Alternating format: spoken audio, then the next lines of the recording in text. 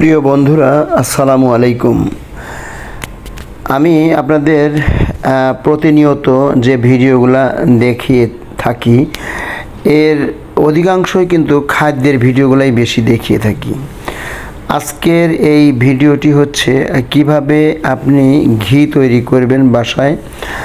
এই ঘি তৈরির এই ভিডিওটি আমি আপনাদেরকে দেখানোর চেষ্টা করছি। দেখুন, বাজারে যে কি ঘি বিক্রি করে সেটা হয়তো অনেকেই জানেন না, তবে আমার এই ভিডিওটি দেখে আপনি নিজেও বাসায় এই ঘি তৈরি করতে পারেন। এটা কঠিন কিন্তু এমন কিছু না, কারণ আমরা প্রতিনিয়তই কিন্তু বাজার থেকে দুধ কিনে থাকি। এই দুধ যখন আপনি জাল করবেন, জাল করার পরে যে দুধ থেকে যে সর তৈরি হবে, সরটি কিন্তু আপনি তুলে আপনি ফ্রিজিং করতে পারেন। ফ্রিজে ডিপে রেখে দিলেন, আপনি বেশ কয়েকদিন এই সর জমানোর পরে আপনি কিন্তু সেইটা দিয়ে কিন্তু ঘি তৈরি করতে পারেন। এটা এমন কিছু না, প্রথমে সরটি বের করে আপনি ব্লেন্ড করবেন ফ্রিজের ঠান্ডা পানি দিয়ে। তারপরে আপনি সেইটা ওর ভিতর থেকে বাটারটা উঠে নিয়ে তারপরে আপনি কিন্তু প্যানে দিয়ে সেটা জাল করবেন। এটা জাল করার পরে আপনি এটা ঠান্ডা করলেই কিন্তু আপনার ঘি হয়ে যাবে।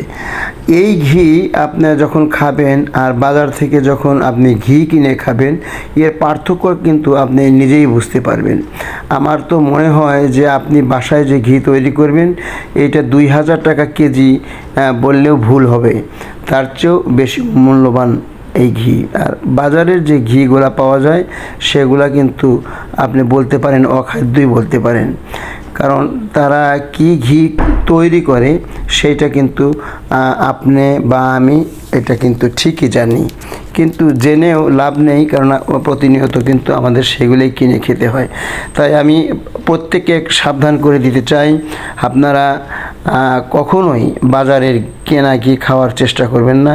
যেহেতু বাসায় প্রত্যেকেরই কিন্তু দুধ খাওয়ার অভ্যাস আছে, তাই দুধের আপনি সরগুলো তুলে ফ্রিজিং করে আপনি জমিয়ে তারপরে কিন্তু বাসায় নিজেই ঘি তৈরি করতে পারেন।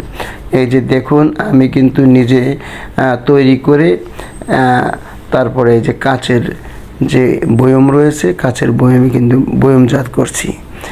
তো প্রিয় বন্ধুরা, আমি আপনাদেরকে এই যে ঘি তৈরির সমস্ত উপকরণগুলি দেখিয়ে দিলাম।